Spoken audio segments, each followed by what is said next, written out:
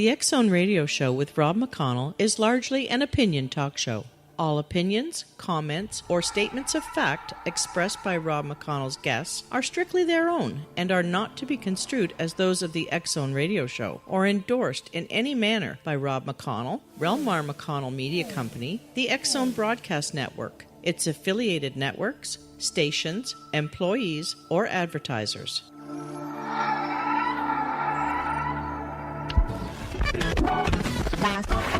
All Hit Radio.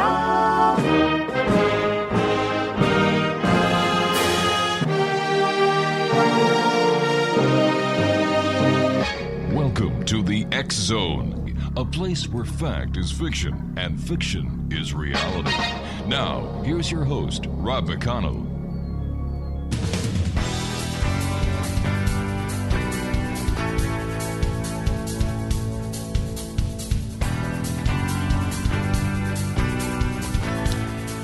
And welcome back to the X Zone, everyone. I am Rob McConnell, and after 28 years, I'm here still in our studios in Hamilton, Ontario, Canada. But that will all be changing in 2 months from now. We're going to be moving our studios and our corporate offices back to Niagara, where our show started and our company started some 28 years ago. So it's like going home after all this time to see Mom and Dad. Except this time I'm bringing a wife, 6 children, 10 grandchildren, and 3 dogs with me. But anyway, we're looking back. We're looking forward to being back in Niagara with a lot of good friends. Marty McLean, Joe Gurney, my buddies at 610 CKTB, Hits FM. It's going to be really nice working back where all this started 28 years ago. X-Zone, my guest this hour is Dr. Frank Albo. He is an architectural historian and an expert on communicating new streams of knowledge in relation to the built environment and the cultures of the past. He holds graduate degrees in ancient Near Eastern languages, Western esotericism, and the history of art, receiving his PhD from the University of Cambridge in 2012. Joining us now from the beautiful province of Manitoba, in the coldest city right now in Canada, Winnipeg, Dr. Frank Albo, welcome to the show. Welcome. Thank you for having me on. Tell us a little bit about yourself, Dr. Albo, and what was it that got you interested into this fascinating area of history that you're so involved in? Well, it happened by sheer accident about 13 years ago when I was driving by a very familiar building in Manitoba, our legislative building, and I spotted out of the corner of my eye 2 Egyptian sphinxes on the roof. And as the tale of Egyptian, or Greek legend tells us, the riddle of the Sphinx inspired me to look more further at what was within this building. It is a remarkable showpiece of Hermetic esoteric architecture. I didn't know that at the time. I was just merely marveling at this Egyptian Sphinx on the roof, and my quest to understand the mind of the architect who built it, Frank Worthington Simon. So completely unbeknownst to me, in no way, shape, or form, I found myself plunged down a rabbit hole trying to get into the mind of a dead British genius, and that became an academic odyssey that took me from the University of Toronto to the University of Amsterdam, then the University of Cambridge, where I explored architecture, mysticism, the occult, and secret societies. Fascinating, truly fascinating. So you're the Canadian version of the Dr. Langford in the Da Vinci Code. Well, some say that, but I just plod along with my historical research. What is the significance of the Egyptian art in the legislature buildings in Manitoba? Well, Egypt has been a source, or the mother source for mystery and magic, even for the ancient Romans. So, but in particular, in the iconography of Freemasonry, Egypt is extolled as this fountainhead of lost architectural knowledge. And the architect of this building gleaned from this long tradition of the veneration of Egyptian monuments to welcome visitors to the building and inspire them with this kind of initiatic journey through the building. So there are curious features throughout the building that are truly marvelous. The fact that the exterior footprint of the building is exactly 666 feet, the interior arrangements arranged to 666, 13 repeats throughout, and on the surface this appears to be some sort of Luciferian magic, but it is for him an understanding of the power of numbers, the power of geometry, and the power of Freemasonry as a brotherhood that has vouchsafed these traditions of building going back all the way to Egypt. What is the significance of 666? Is it the mark of the devil, or is there some other mystical association with it? Well, in the case of Hermetic philosophy, numbers have, and this even stretches back way before the Middle Ages, but numbers had ontological power. So from the time of Pythagoras, the notion that the entire world, the universe, is comprised of numbers, something very fitting today when we smash protons together and other things. But in the ancient world, the notion that numbers had truly esoteric value had moved into Hermeticism around the 3rd century AD, where each number related to a cosmological virtue. And 666 was related to the power of the sun, because if you add up numbers 1 to 36, the sum of which equals 666, and this is why the heavens were divided into 36 deacons of 10-degree arcs. And so when we think of 360 degrees for the circumference of a circle, we are completely unknowingly being inculcated the notion that the world is comprised of numbers and number magic, and in particular 666 or 360 is the number of the sun. Fascinating. I don't know about you, but I find the architecture of the new buildings to be boring. Totally, completely soulless, vacuous, and empty of meaning or interpretation other than abstract notions of modernism, which are deplorable. I agree with you, sir. What is the meaning and power of myth and monomyths? Well, this is a framing device for my current book on the most extraordinary capital city ever built or conceived, the capital city of Kazakhstan, Astana. And Really? As I framed my study of this book, I couched it in the form of a foundation myth. Foundation myths relate to the origins or ritual of the founding of a city. I'll give you one that's very familiar to you. It's the founding of Rome, the fratricide between Romulus and Remus. Now, this has been used as a device for the orientation and founding of new civilizations from the earliest epochs of time.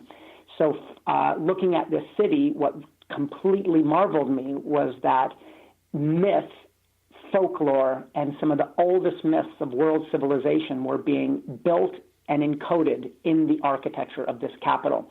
So I wrote my book in an effort to showcase the underlying myths behind architecture. And I should qualify this by saying that I do not mean myth as merely the fables of the gods, but instead myths as an essential part of the human imagination, which appear in psychology, art, literature, philosophy, film, architecture, even science.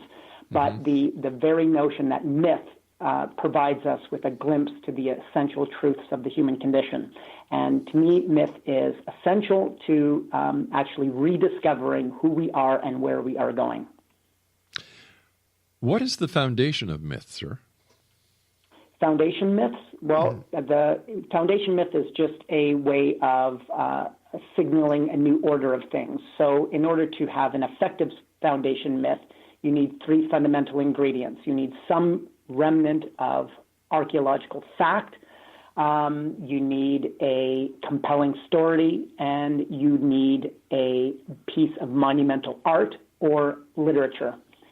Most of the time, this is inculcated in architecture. So if you've ever been to Athens and we marvel at the Parthenon, the entire Parthenon is a foundation myth of the founding of the Hellenistic people, so the Athenian people, and they ascribed their identity in the form of this built temple, which looks moot today, but is really a beacon that celebrates to the world who they are, and architecture acts as that vehicle.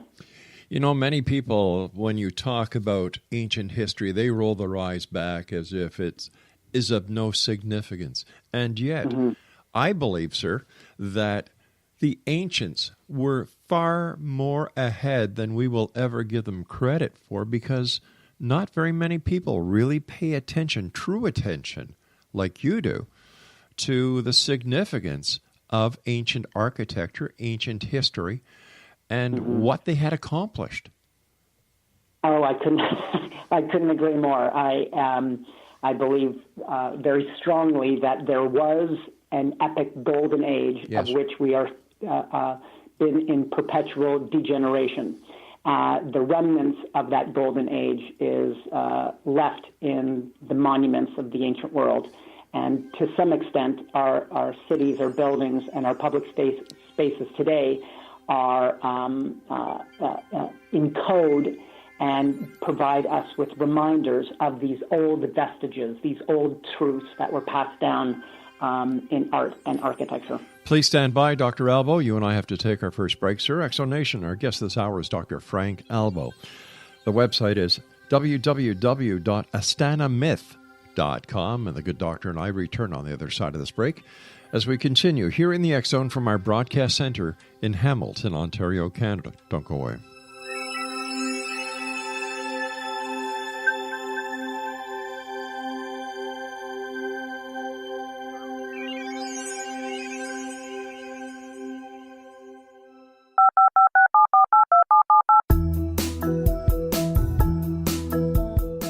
Did you know that when you're on the road with limited data or Wi-Fi, you can still listen to the X Zone radio show with Rob McConnell, The Science of Magic with Gwilda Wiyaka, X-1, Dimension X, Space Patrol, and every minute of the X Zone broadcast network by calling 213-401-0080, courtesy of Audio Now. No smartphone, app, or internet needed. It saves your data plan, and it's free if you have unlimited minutes. Call 213-401-0080 to listen on any phone, anytime, anywhere. Remember, 213-401-0080 for the best of the paranormal, parapsychology, and sci-fi radio programming anywhere, 24/7, 365. You have heard of the X Zone? Now watch it on Simul TV, plus 500 video games, live TV channels, free video on demand, worldwide, and more. Does this sound like tomorrow's television? Well, it is, but you can have it today, right now. It is Simul TV. Simul TV offers what the others only wish they could provide. 15 exclusive channels like X Zone, sci-fi, and horror. We are worldwide. No other provider offers that. 500 built-in video games. No need to have an extra expensive system. We have them included. Free video on demand. Live streaming events from around the world. Interactive online network, and much more. Tomorrow's TV today. Simul TV. Sound too good to be true? Well, it's not. You can have Simul TV today. Sign up at simultv.com. Do it today.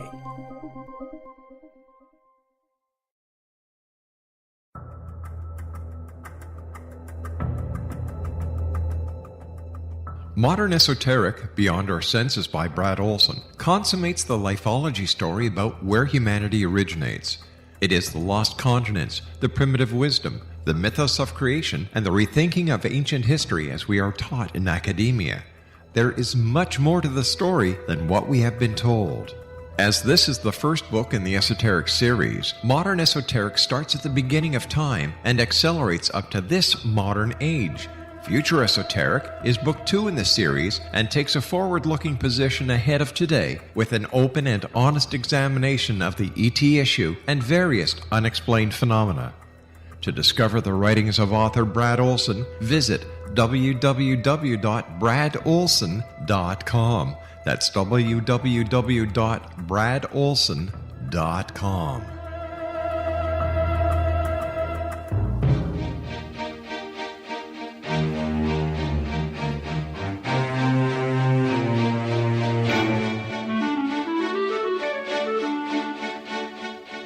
Exonation, my guest this hour is Dr. Frank Albo, and his website is astanamyth.com.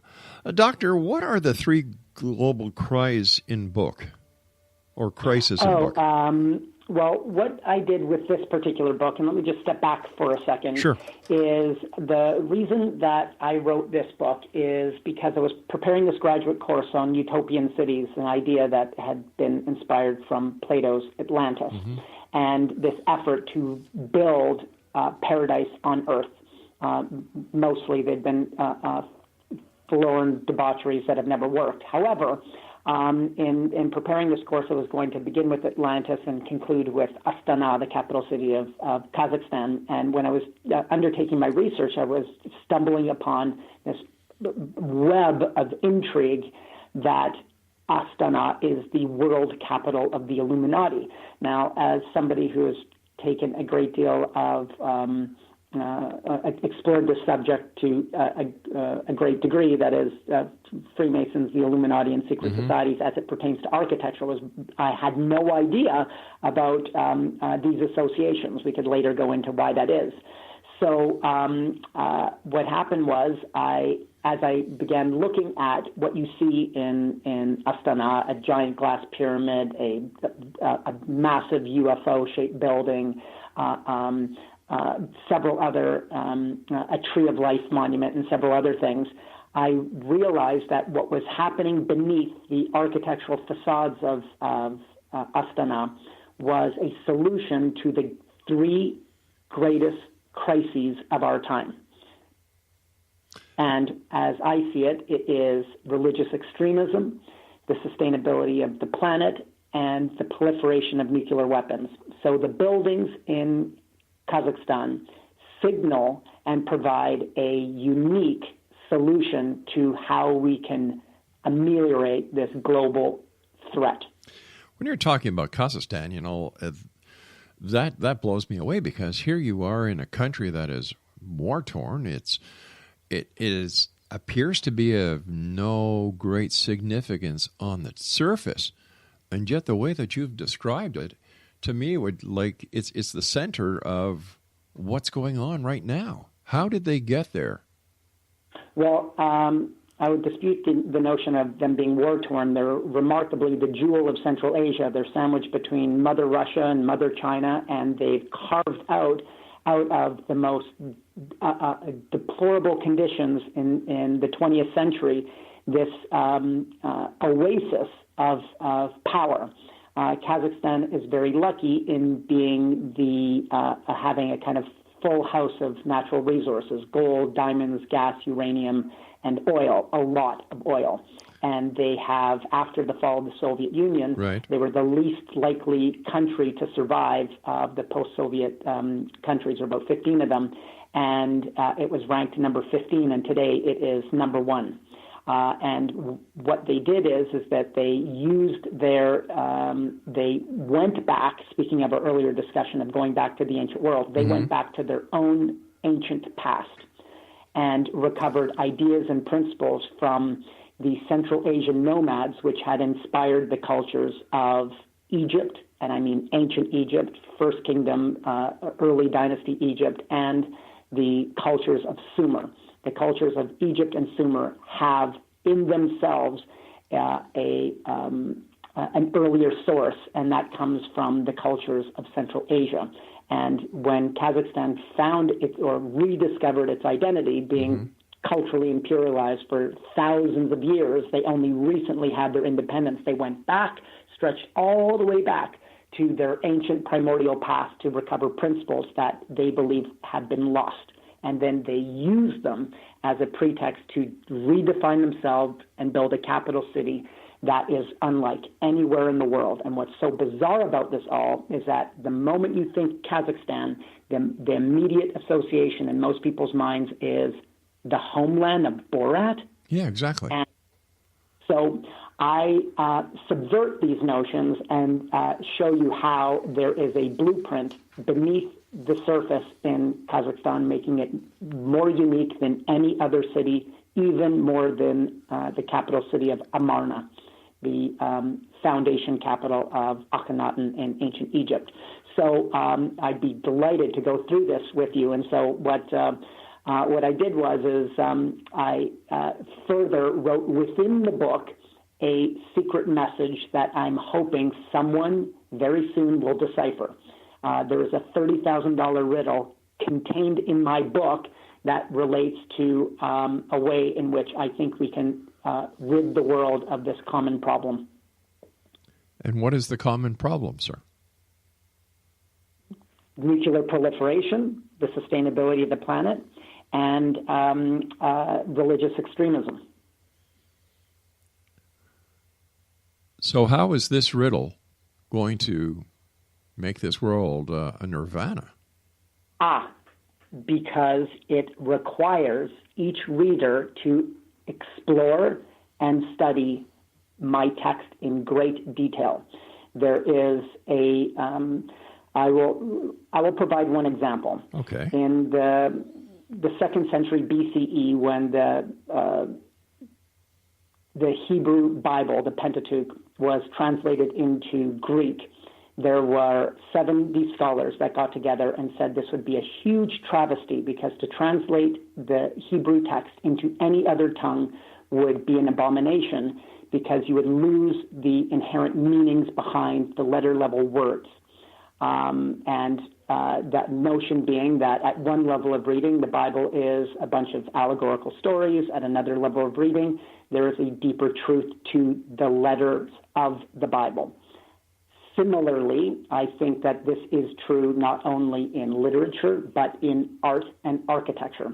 And so I've very carefully designed this book and selected words, images in a very precise way that it implores my readers to read it and study it deeply.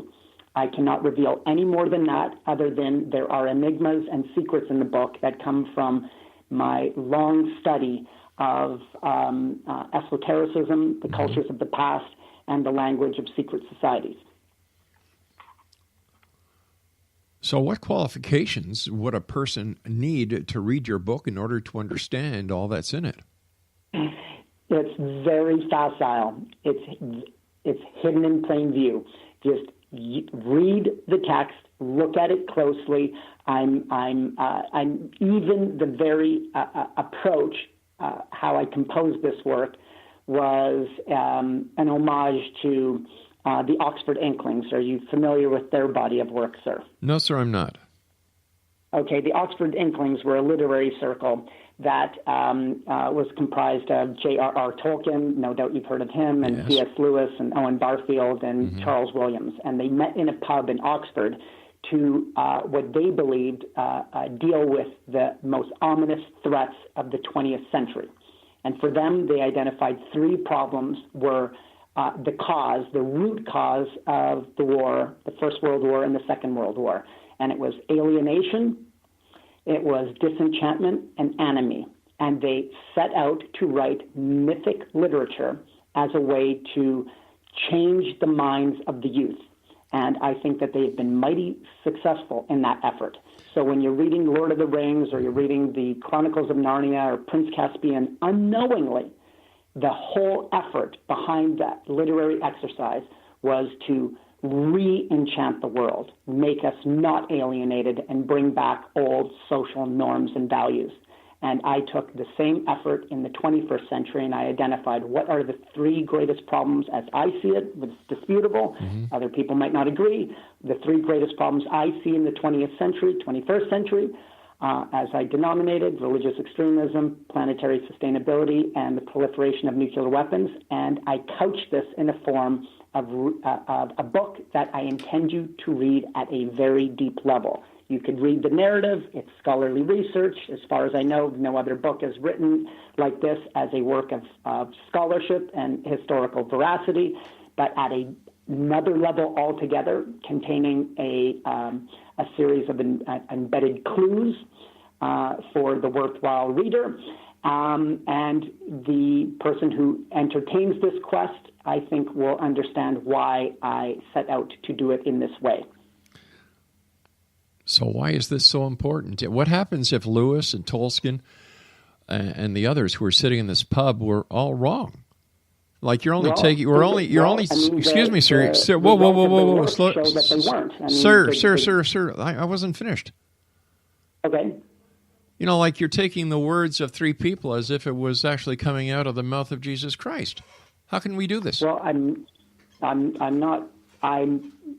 know what that has to do with what their efforts were. Well, their efforts, it's very simple. You're from what I understand, you're taking what they said and what they set out to do based on the books that they wrote as being the Rosetta Stone to creating a better world. And I'm having a problem seeing how.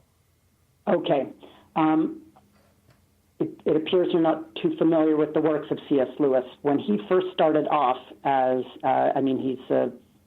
he was the most ardent advocate and atheist, okay? Mm-hmm. And he believed that there was no value in religious tradition, and the biggest lie of all was the lie of Jesus Christ. All right, hold on. We have to take our commercial break here. Please stand by. Exo Nation, our guest this hour is Frank Albo.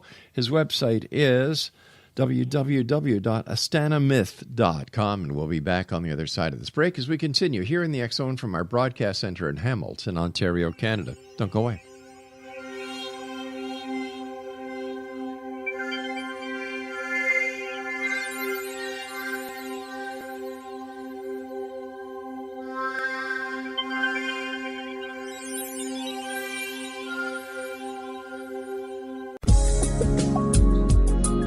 Broadcast studios in Hamilton, Ontario, Canada, to the world and beyond.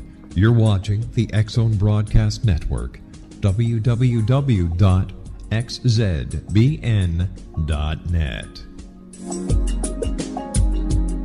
AVS Media Channel.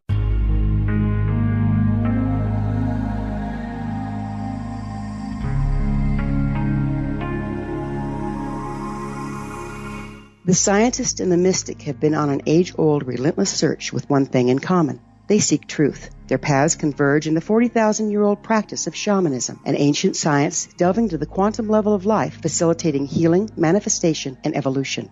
I'm Gwilda Wiyaka, the founder and director of Path Home Shamanic Arts School, a unique Colorado State-certified occupational school, training shamanic practitioners and teachers. We also provide classes for empowering personal lives through shamanism. Our certification classes are in week-long segments enabling international participation, and online classes and long-distance shamanic healing sessions are available. Come discover the science of magic in the limitless world of shamanism. www.findyourpathhome.com.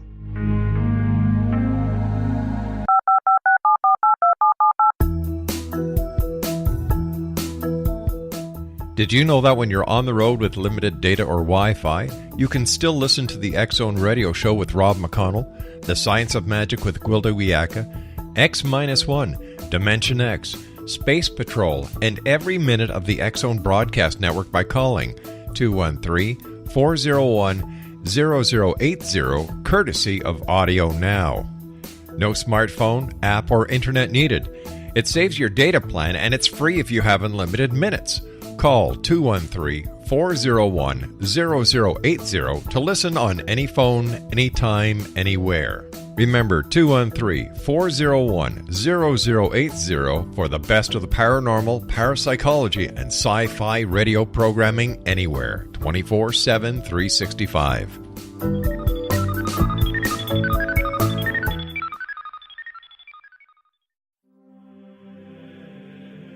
Rob McConnell here, presenting an overview for Nicholas Paul Jennings, author of a fascinating book, Amen. It presents facts revealed by Egyptologists, facts that enable us to understand why Amen is the beginning of creation of God. It provides recommendations for religious leaders of the major religions to unify their beliefs and teach the Word of God. Love one another. Amen informs people how mankind conceived God.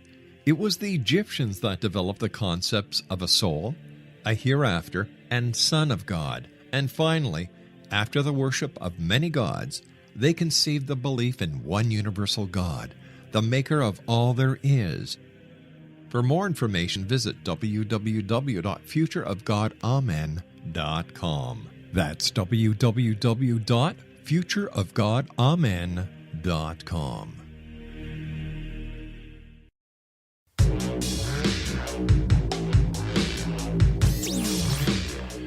Dr. Frank Albo is our special guest this hour, Exonation. Astanamyth.com is the website. And before we went to the break, I believe we were talking about Lewis and how he was an atheist. And please continue. Well, he started off that way, and then, as you might know, he became the 20th century's most vocal Christian apologist. Mm-hmm. And how he had this about face is when he realized, through his many discussions with the other Inklings, including Tolkien, and Tolkien, by the way, was a very passionate Roman Catholic.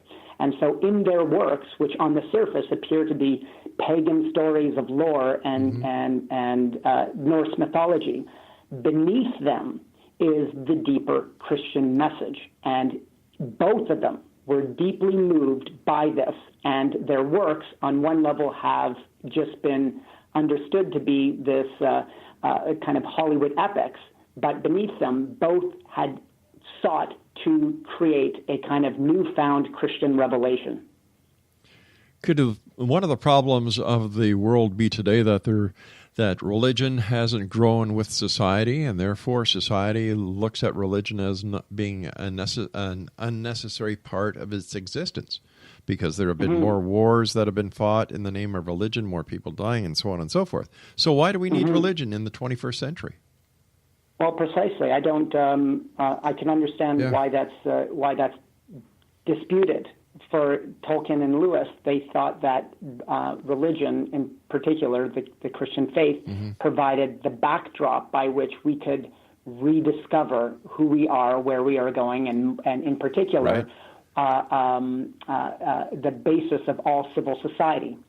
Myself, in my effort, I just want to see a world in which the extremism of religion is no longer tolerated. Apparently, there have been recent discoveries of giant pyramids, pentagrams, and swastika in Kazakhstan. Could you tell us about that? Yeah, that's what first got me in the door, is that there have been three very recent remarkable discoveries in Kazakhstan that are truly shocking. One is a series of giant step pyramids that resemble the famous step pyramid of Djoser in Saqqara around 4,500 years ago. The other is an enormous devil pentagram. In fact, if you were just to do a quick Google search right now and type devil pentagram, your first hit would probably be the 1,200-foot giant pentagram, the world's largest pentagram, which was etched on the side of a desolate lake in Kazakhstan, which was recently discovered. And then thirdly were a series of large-scale geometric earthworks that showed an enormous swastika. So I open up my book by showing you a pyramid, a pentagram, and a swastika, all of which were recently uncovered in Kazakhstan. And I use that as a way of saying, do I have your attention? And then with that, as a hook, as it were, we look at the origins of early civilization right up into the building of the most extraordinary capital city this is, as I like to describe it, Las Vegas on steroids. Wow. That's one heck of a description. Who is, or what is the tale of Etana and the original Tree of Life? Okay, so the tale of Etana is one of the oldest myths of world civilization. It dates back to Sumerian times, around 2100 BCE, and it begins with the construction of a great city, a monumental tower, and this quest for eternal youth with the help of an eagle. And this particular story is like a monomyth, a mother myth. When we think of, I'll give you some familiar examples of mother myths, like the Tree of Life in the Garden of Eden, the war in the heavens, the biblical flood, of which there are about 88 versions worldwide. There's no earthly reason that there should be 88 different variations of the same story with disparate cultures, completely unconnected, but yet there are. And in this idea, analysis of myth, Etana, the tale of Etana, is perhaps the most widely varied myth. There are about 300 variations of this myth from Ireland to the Arctic Circle. They take very different associations, but it describes how a youthful hero ascends on the back of an eagle. This story is told in Garuda, the Lord Vishnu, Greek mythology, Alexandrian romance. And any time that you see an eagle, you are seeing a vestige of this old myth. And this is why eagles are found in Persia, China, Mesopotamia, Egypt. The whole image of eagle equals civilization comes from this ancient tale. This ancient tale, as far as I know, has never had an architectural building associated with it until Astana. The very center of this capital has the Baiteric Tower, which evokes and redescribes this ancient Sumerian tale, and it's called the Baiteric Tower. And the Baiteric Tower is at the very center of this capital city, and there are many other extraordinary marvels of architecture that are, as I like to describe, vestiges of much older stories. So what is the significance of the story in modern times? Of the eagle and the child? Yeah. Well, the whole notion of ascent up to heaven, whether it is usually depicted with wings of the angel, is part of a kind of nodal point of this older tale. And you'll see it over and over again. Ask yourself this. If you look at the cultures of Europe, not all, but a large degree of the European royal houses have an eagle as their moniker. Look at the emblem of America, eagle. Mexico, eagle. Germany, eagle. Persia, eagle. Why? It is because of this older tale retold in many ways. So if we, using the example from Noah and the Bible, we find many variations of that too. So it's not very hard to find eagle, wings of eagle found in modern culture today. All right, but how can we know? How can we make the association between the story of the young lad on the back of the eagle to the great American emblem of the eagle? Isn't that a bit of a stretch? No, you need the requisite guide, somebody to show you how and where these symbols derive from and why they have potency, why they are reused, why they are retold. Why I'm saying what I'm saying is how can you say with any certainty that the emblem of the eagle has anything to do with this myth? Well, let me ask you this: why is an eagle appearing in so many varieties? Sir, I'm a radio talk show host, not an ornithologist. Well, that's why you hopefully rely on experts that probe subjects in the effort of trying to find the truth. I agree with you, sir, but when I ask a question, I expect an answer, not an answer a question back. And the question... Okay, well, it seems you're disputing that there's an association between the proliferation of the eagle and the Sumerian tale of Etana, and I think that is incorrect. Well, what do you base that on, sir? I base it on the nearly 300 variations of the same story, and kind of like Chinese whispers, they are told in different ways, but you can see them. So in this modern setting, in the center of Kazakhstan, you see what looks like a giant lollipop, and people call it the lollipop. They say, oh, there's the Baiteric Tower. But the story behind the building of the tower and all the symbolic references within and without remind us of this ancient mother story. There is an easy effort of archaeology to do so. For instance, we know with the basis of words that there are cognate root words. That's why it's important to study Latin or Greek. Then you find out the true meaning behind words. The similar things with myth. There are cognate mythemes within myths that are retold in different ways. They are, if you want to know why we say the word mother in 60 different languages, is because it derives from a very old mother tongue thousands of years before its cognate was found in Proto-Indo-European. The same is true with myth. They have progeny, and they change and they alter, but you could see the golden thread and where they come from. All right, I'm in Canada, you're in Canada. If that story is so significant about the eagle and the boy, how come we don't have an eagle in our coat of arms?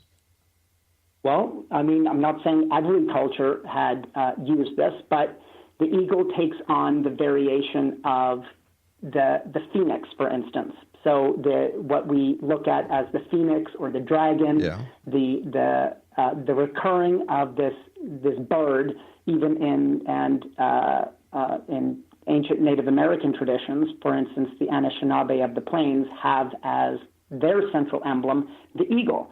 So to say that we don't find the eagle in Canada, we find it in the much older cultures that were in Canada and that lived here for thousands of years before European settlement, where the eagle is central to understanding their way of life. But also, in Native tradition, isn't the eagle what is used to carry the soul up to heaven? Yeah, precisely. Stand by. We've got to take our final break. Exo Nation, Dr. Frank Albo is our guest. His website is astanamyth.com, and we'll be back as we wrap up this hour here in the X Zone from our broadcast center in Hamilton, Ontario, Canada.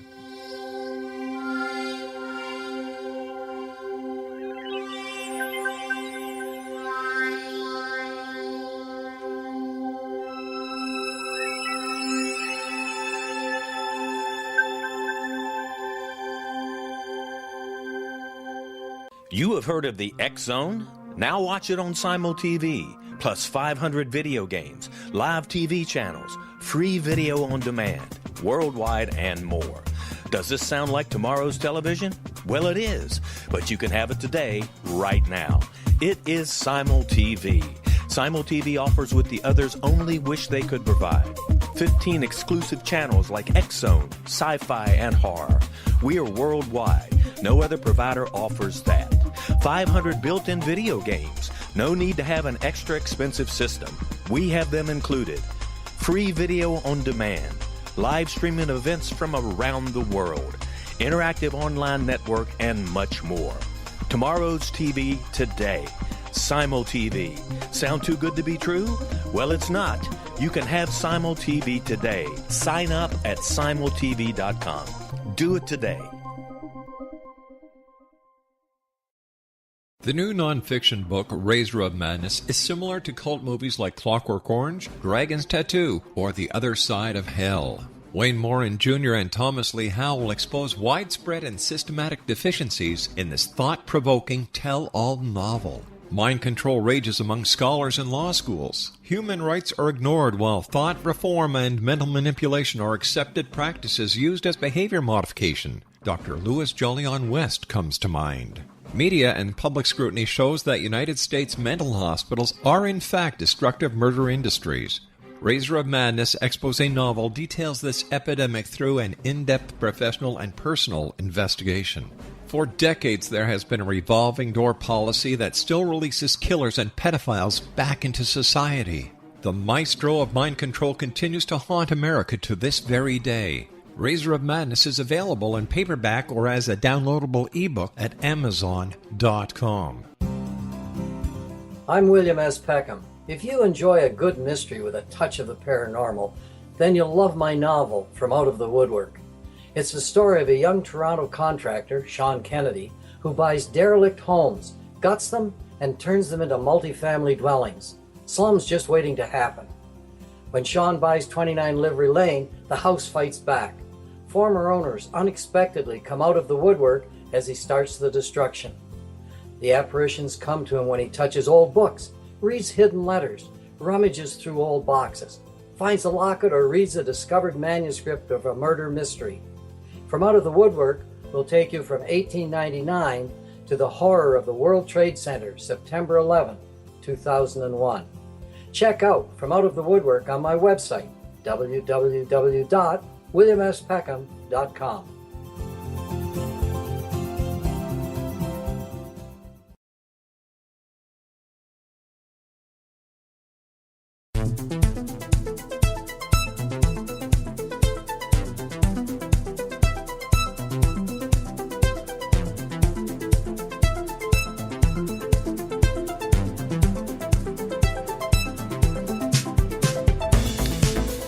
And welcome back, everyone. Dr. Frank Albo is our guest of this hour, www.astanamyth.com. Dr. Albo, earlier you mentioned Plato and Atlantis. What is your opinion of what Atlantis is or was? Do you mean in the mind of Plato or as it's been mythologized today? Both.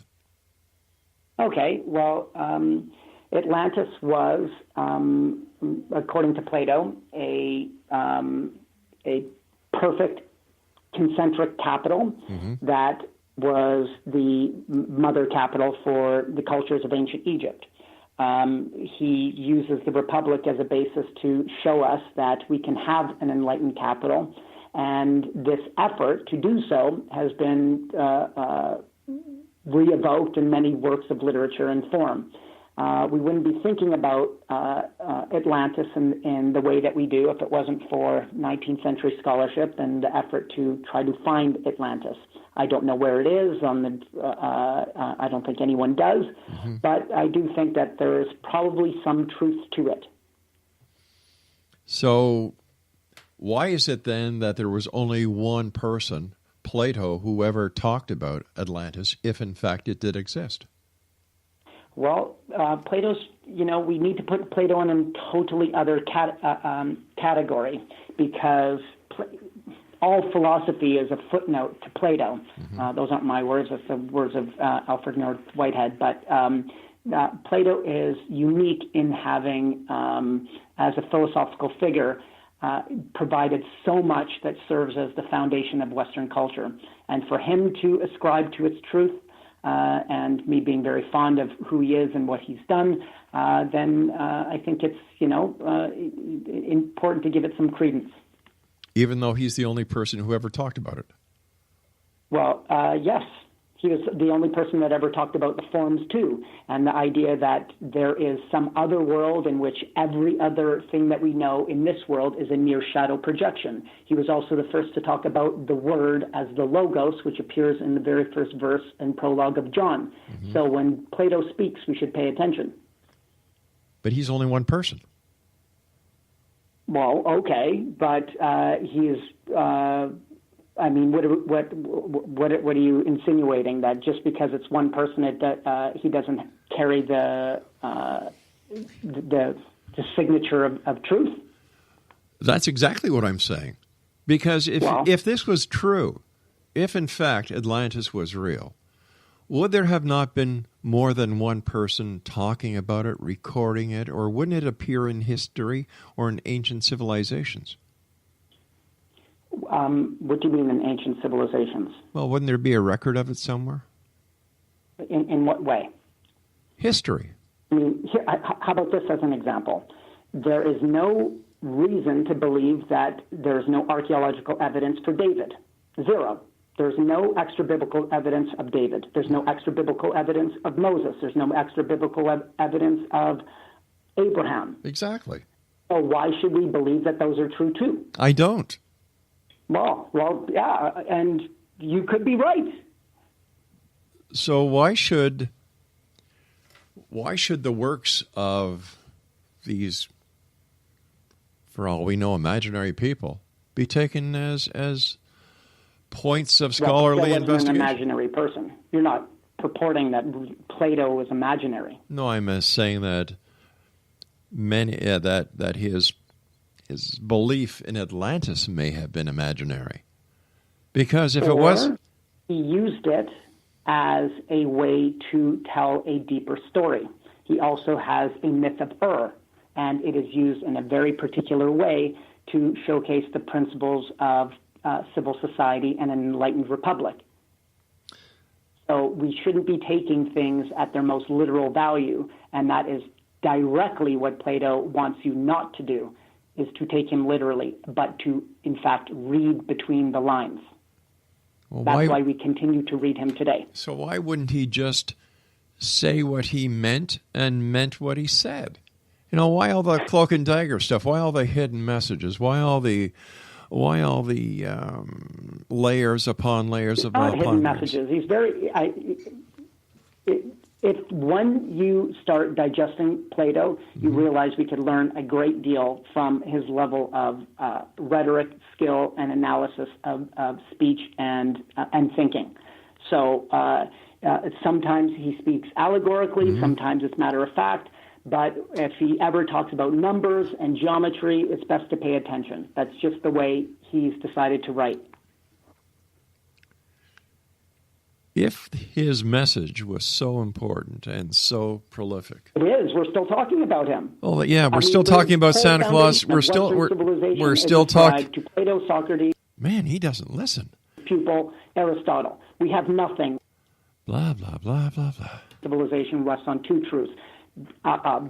Abrahamic faith and the Greek rational thought. The whole of rational inquiry, the whole of the scientific revolution would not have existed without the empirical analysis of Plato and his progeny. So the fact that you find him unworthy of exploration seems to me rather, it's just shocking to me. Why? That not everybody bows down to a statue of Plato and thinks he's the greatest thing since ice cream. Come on.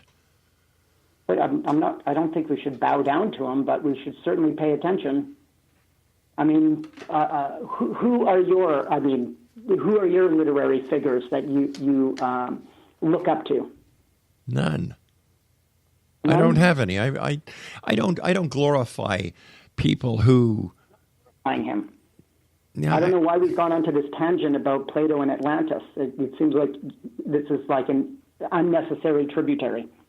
Well, sir, I want to thank you very much for joining us tonight. It's been a total waste of my time. And X-Zone Nation, here we go, another scholar who thinks that he knows everything and the rest of us know dick all. You know, come on, get off your high horse, you moron. Geez, people like him just tick me right off. You know, they think they're that great. Big deal. In his case, I think PhD means piled higher and deeper. Like, who gives a damn about what Plato said? If Plato was right, there'd be more than just his version of what happened. And how do we know that Moses, Jesus, and the rest of them were real? Why is it that we have to take the words of scholars who have nothing better to do with their time than to go back in time to try and figure out why we're so screwed up right now? Give it a break, mister. Get a real job. You know, these people who travel, who can't do anything except learn, in my opinion, are a waste to society. They really are. They have no concept of what it is to really work, to really be a member of society who works for a living, who doesn't sit on their fat duff spewing their false information and what they believe to be true based on fairy tales and myths to people who pay a lot of money to listen to their dribble-drabble. To me, when I talk to people like this who are very condescending, who can't answer a question without answering back a question because he's got no goddamn idea what the real answer is, so he'll bullshit his way. You know, these guys really tick me off. A waste of my time, a waste of my listeners' time. Man alive. You know, what's it say here? The Hermetic Code. Let me just go through his bio. Let me see. Architectural historian. Yeah, there's a... Listen, I thought this guy was smart when I first started talking to him. Like, what can we learn from him? Well, what have we learned?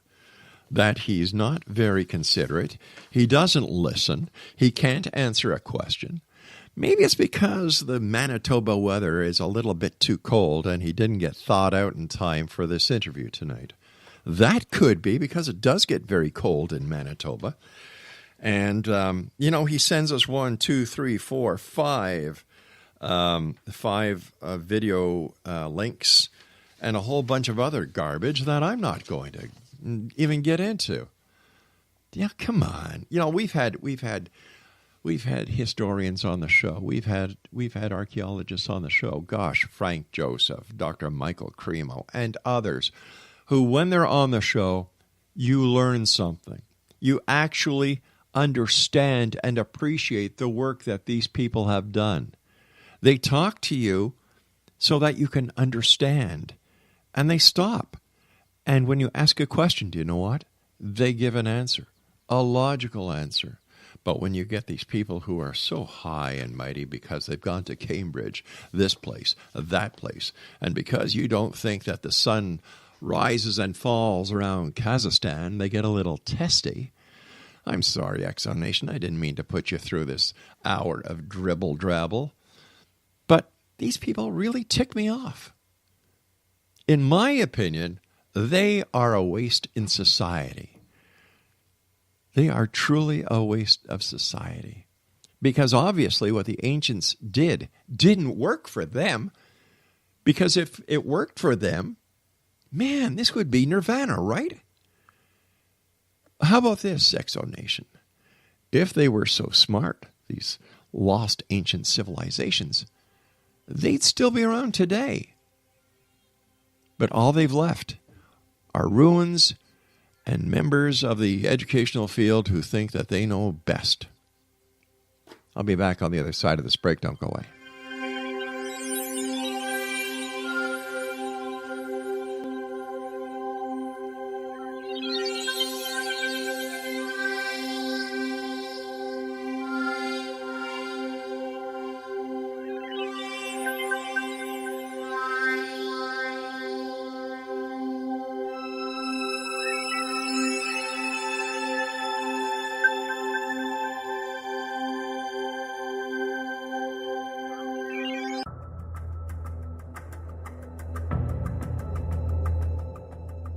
Modern Esoteric, Beyond Our Senses by Brad Olson, consummates the lifeology story about where humanity originates.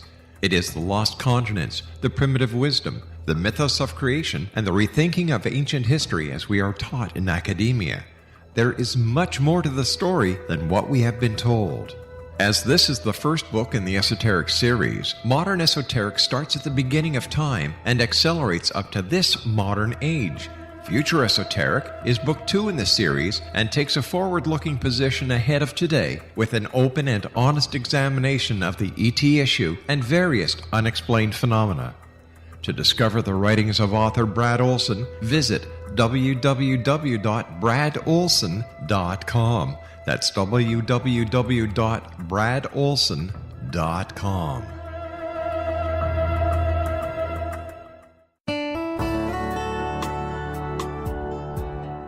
Are you or is someone you know struggling with addictions, depression, anxiety, relationships, low self-esteem, lack of confidence, grief, success, and prosperity? Do you know that your subconscious belief plays a big role in the outcome of your hard work? We can help you permanently change the beliefs that may be the reason for your struggles and failures. We care about getting you the return on your investment and the results you are looking for. We can help you be free of the limitations of your past and in realizing your highest potential. We work with people by phone and Skype. For more information, visit us at www.ritasoman.com. That's www.ritasoman.com.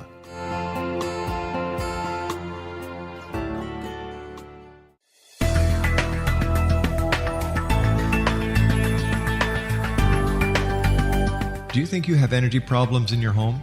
Do you feel better when you're away than when you're home? Joey Korn is a global leader in the world of dowsing who specializes in personal energy clearing and space clearing. He can help you create an ideal energy environment in your home no matter where you live in the world. Learn about his remote spiritual house cleaning services and much more at www.dowsers.com. You can get Joey's book, Dowsing, A Path to Enlightenment, as well as other dowsing books and tools, Kabbalah books, and Walter Russell books.